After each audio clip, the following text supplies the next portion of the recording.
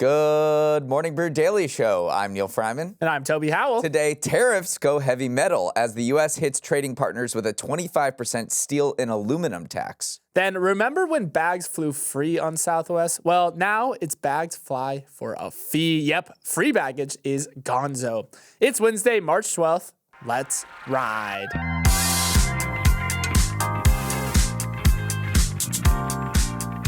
A hot new play is setting fire to Broadway. Well, it's actually a very old play. Shakespeare's Othello, starring Denzel Washington and Jake Gyllenhaal, brought in $2.8 million last week over 8 performances, making it the highest weekly gross for a Broadway play in history.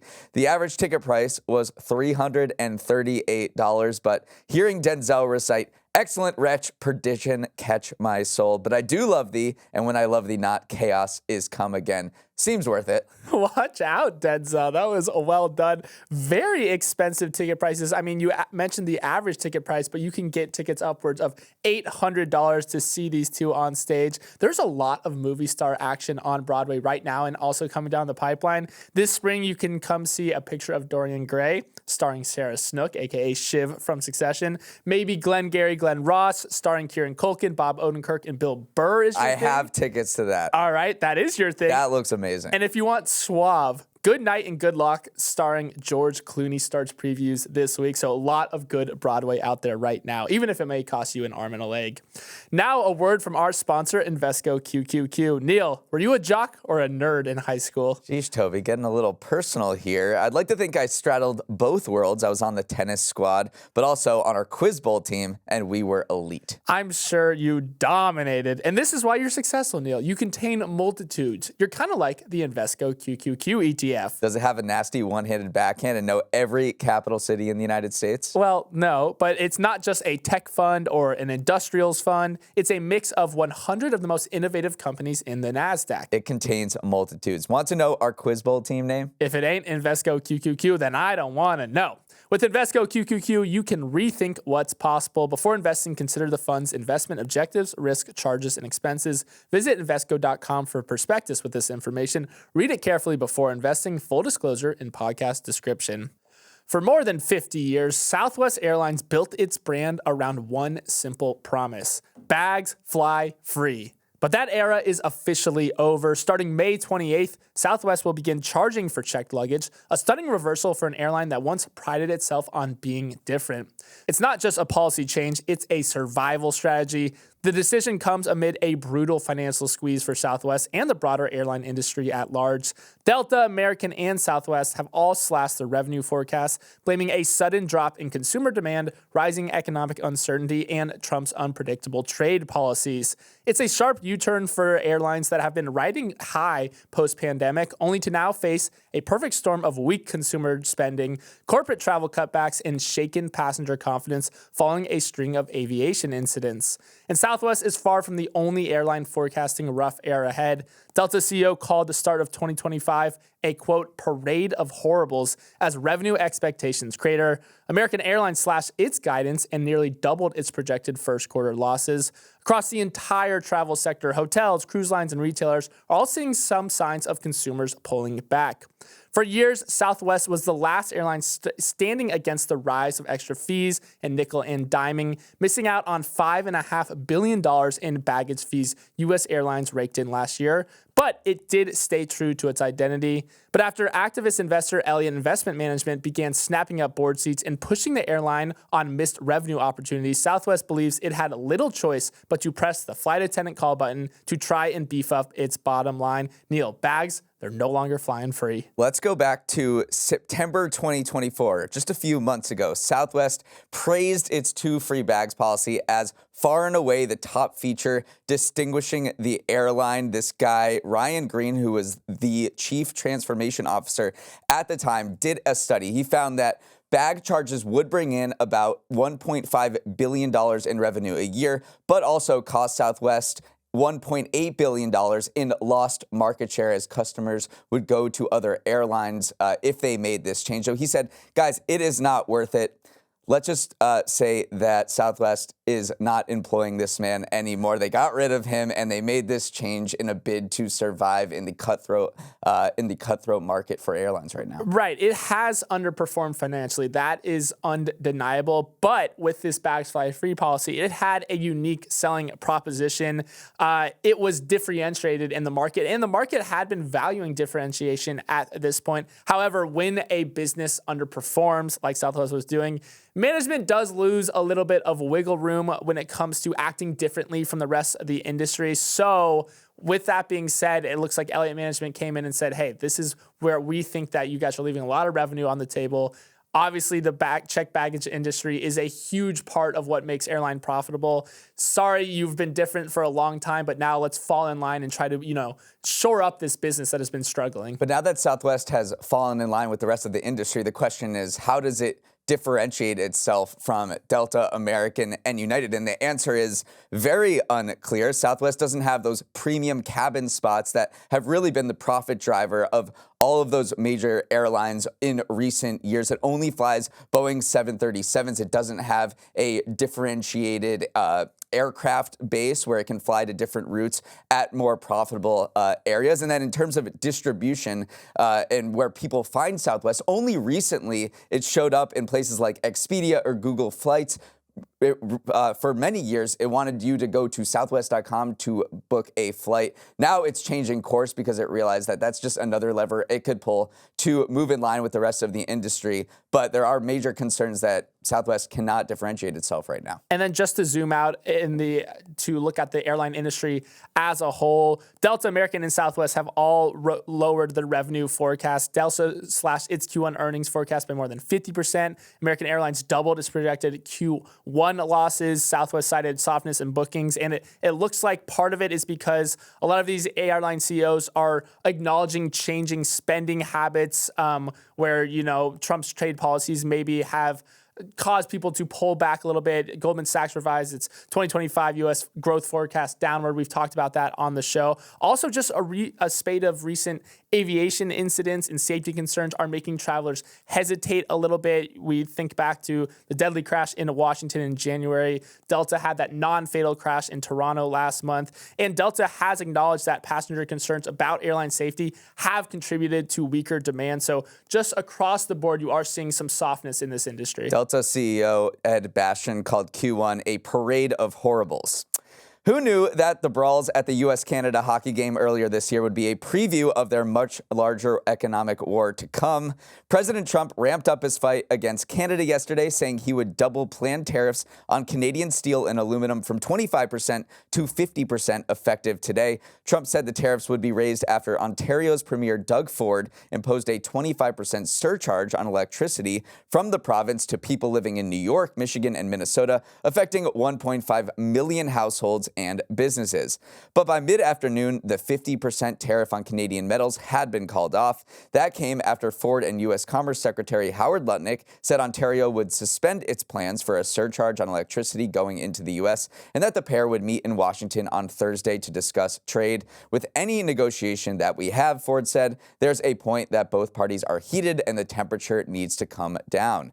The temperature may be coming down, but the tariffs aren't. Starting at midnight, 25% tariffs on aluminum and steel went into effect against all the U.S.'s trading partners, including Canada, which could boost American metals producers but raise prices for manufacturers who use steel and aluminum as inputs to make other goods. The on-again, off-again tariff threats continued to give traders a headache. A day after posting its worst session of the year, the S&P 500 tumbled another 0.75%. Yeah, it shows that investors, pardon the pun here, don't have nerves of steel. The big issue is that Canada is the top foreign source of steel and aluminum that is used in just everything that you mentioned, cars, planes, soda cans. So these import taxes, yes, they could boost U.S. steel makers, could boost their bottom lines, but it also could make U.S. manufacturing a lot more expensive. Auto industry execs in particular are very nervous about this because of how much aluminum and steel go into their vehicles. So yes, it has been just this one.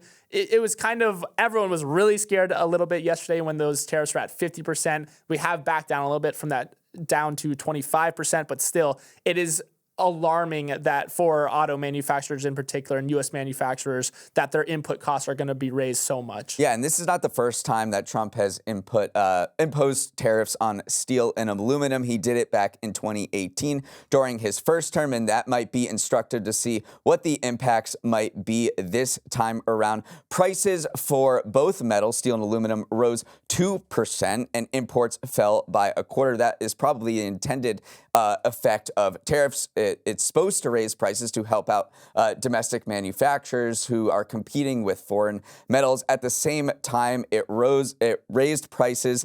Companies like Caterpillar raised prices for customers, citing a $100 million loss in profit from those tariffs. So you see the give and the take from tariffs. Last time, President Biden actually kept those tariffs on for many of the U.S. trade partners, rolled them back a little bit. So steel and aluminum tariffs have been with us for a while, and they're just coming back to the entire world right now. And Canada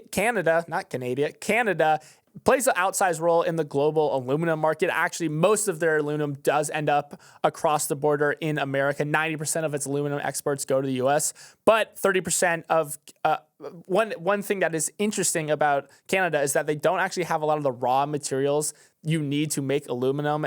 Bauxite is actually raw aluminum ore. They don't have any of that. Most of that comes in from Brazil. What they do have is an abundance of cheap hydroelectric power, which, again, we've talked about it. This is something that gets imported over the border. This was part of the entire spat to begin with, but their hydroelectric power infrastructure makes it one of the top producers of aluminum. So it's not just that they have a bunch of aluminum ore laying around the country. It's just that they're very good at fashioning it into aluminum itself. Moving on, yesterday, Greenlanders bundled up and headed to the polls in a hugely consequential parliamentary election, one that will likely shape the future of the Arctic island and determine just how much leverage Trump has in his latest territorial obsession.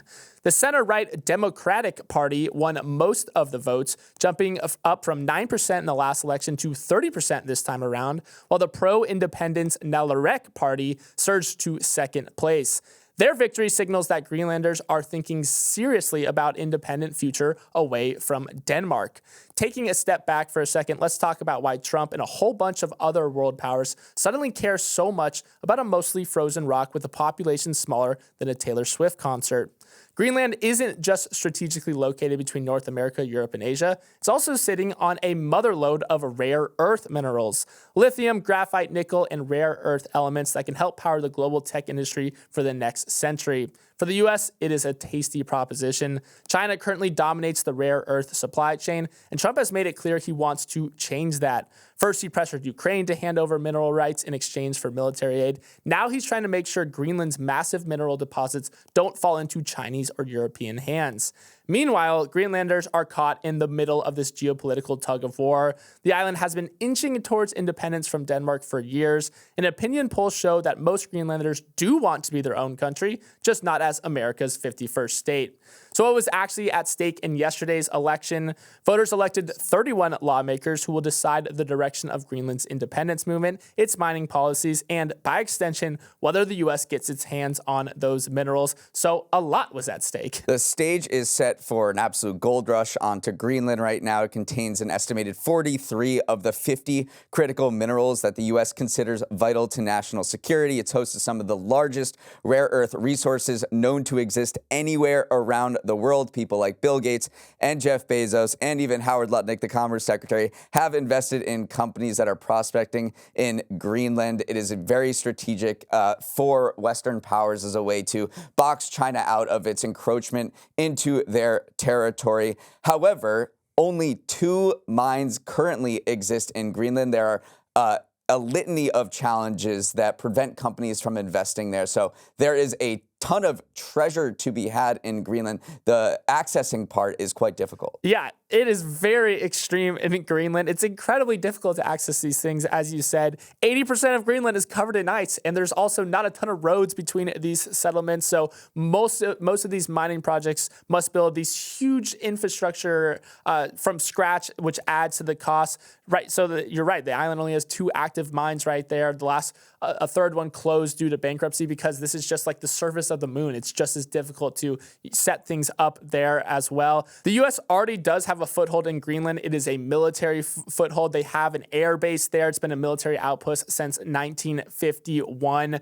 So it is one of those things where we've kind of been always had an eye on it because of its strategic importance, but now obviously it's very much in the crosshairs as it kind of enters this pathway towards independence. You can see from these elections that both those parties are in favor of independence. So with that being the case, you see some other multinationals come in and say, what else is there to glean from Greenland? And it is these rare earth minerals. So of course, you're going to see a lot of, fighting over it from the geopolitical powers like China, like the United States, like Russia, etc.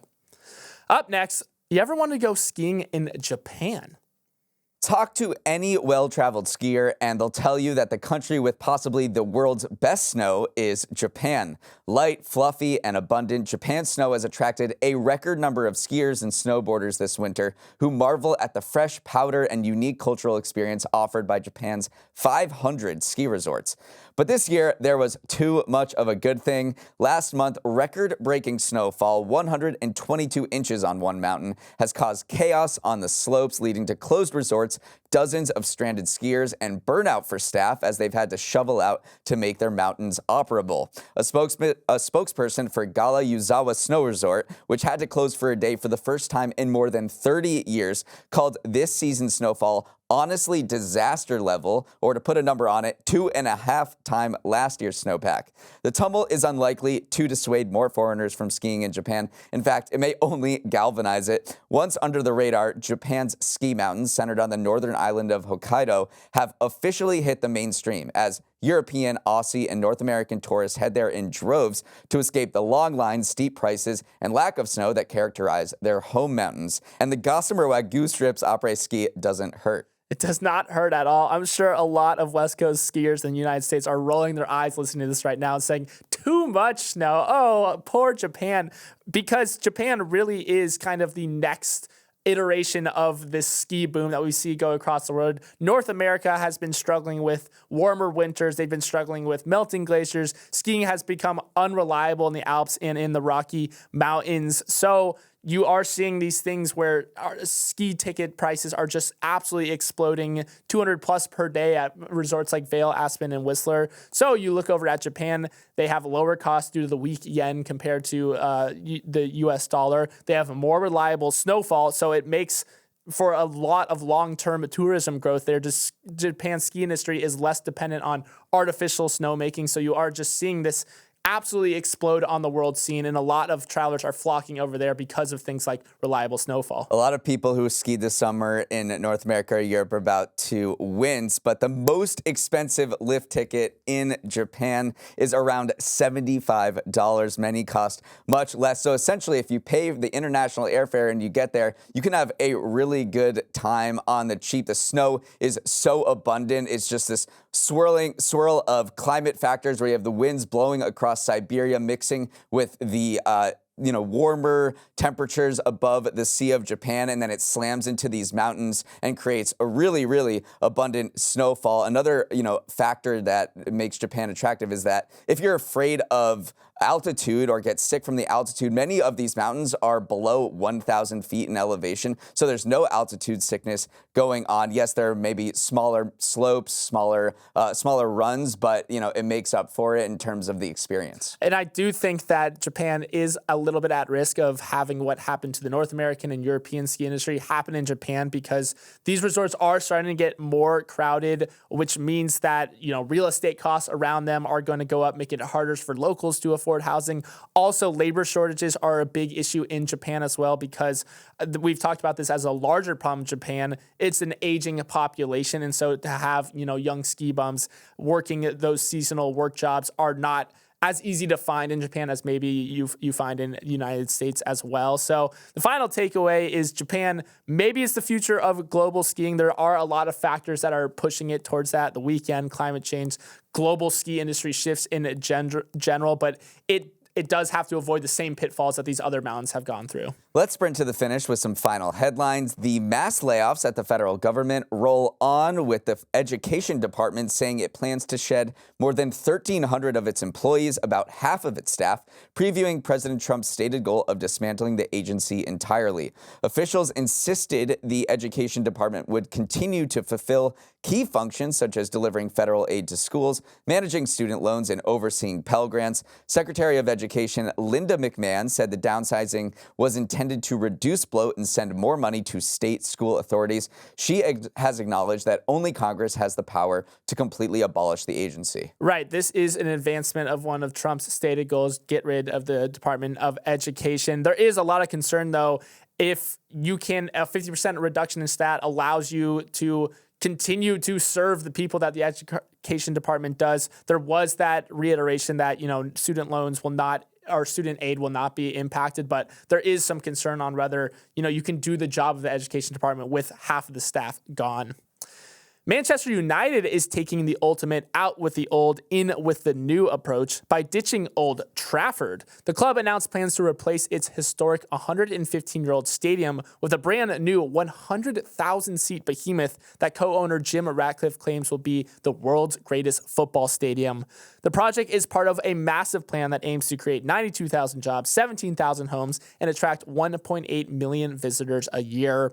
While United fans might welcome the upgrade, their real concern remains the club's on-field struggles. As a fan myself, it is tough to see them languishing in 14th place in the Premier League. The theater of dreams, as Old Trafford is known as, has become more of a nightmare. Yeah, this new stadium is going to be huge, 100,000 person capacity. That would be the biggest stadium in the UK. It's going to cost $2.5 billion. So the big question is where they're going to find the money. Are they going to sell the naming rights? But just to put this in context, this stadium has been around for 115 years. It's like Fenway Park getting demolished to get a new Boston Red Sox stadium. Is kind of similar to what happened with Yankee Stadium, where they took down the old one, built a new one. I mean, as a Man U fan, what do you feel about this? I mean, I saw the renderings. They kind of look like a circus tent, which led to a lot of jokes of, hey, there's a circus tent above it and there's a circus going on beneath it. I truly just care what's going on the field, stadium or not. Just play better. That's all I want. For the second straight spring, For the second straight spring, Major League Baseball is dealing with a merch fiasco weeks before the season starts. Last year, players complained about newly designed jerseys from Nike and Fanatics. This year, fans are mocking special edition New Era hats for showing nonsensical and sometimes inappropriate words on the cap. New Era recently released overlap hats that superimposes each franchise's logo over its wordmark, but it worked better in the brainstorm session than in practice because the Houston Astros hat reads Ashos, and the Texas Rangers hat looks like it says Tetas, which you can Google what that means in Spanish. After getting roasted on social media, the Rangers hat is no longer being sold, but it seems baseball cannot get out of its own way when rolling out new merchandise. They're so bad. I don't understand why you need to get so cute with it that you just completely obscured the brand's name altogether. And the issue with New Era doing this is that unlike Fanatics, which had the jersey fiasco last year where the jerseys were way too see-through, they were sweating through, New Era has had a relationship with MLB dating back nearly a century. They've been supplying its game-used MLB hats since 1934. So this was not just some new upstart company trying to save costs. It really looks like they just whiffed the ball. I mean, I should say struck out on these designs. I encourage you to go look them up because you would never put it on your head. It just doesn't make sense. Next time you toss on Severance, check to see if your pet is nearby because while your Audi might love dogs, your dog might not love them back. Fans of the hit Apple TV Plus show have noticed their pets freaking out, whining, pacing, even hiding whenever the series is playing. Experts say dogs might be reacting to the show's unsettling sound design, which includes high-pitched beeps and unnerving static, or even its signature blue color palette, which dogs perceive more vividly than other colors. But maybe the real culprit is you. If severance is stressing you out, your dog is likely just mirroring your anxiety. So maybe switch to something lighter like Bluey. I mean, panting, pacing back and forth, wanting to curl up with someone. That sounds like me when I watch this show. So it's very understandable that a dog would be exhibiting these behaviors as well. It's just a very unsettling experience for both human and animals. Let's wrap it up there. Thanks so much for starting your morning with us, and have a wonderful Wednesday. For any questions, comments, or feedback, send an email to morningbrewdaily@morningbrew.com. And if you're enjoying the show, share it with a friend, family member, or coworker. Toby, who should everyone share it with today? I want you to share the podcast with someone who has strong thoughts on Severance Season 2. The debate has been tearing up in the Morning Brew office. A lot of it's boring and there's no payoff takes being thrown around. So stir things up in your own group chat by setting this episode as a catalyst. Let's roll the credits. Emily Milliron is our executive producer. Raymond Liu is our producer. Olivia Graham and Olivia Lake are our associate producers. Uchenna Ogu is our technical director. Scoop Stardaris is on audio. Hair and makeup is scarfing down Nagiri after a long day on the Japanese slopes. Devin Emery is our chief content officer, and our show is a production of Morning Brew. Great show today, Neal. Let's run it back tomorrow.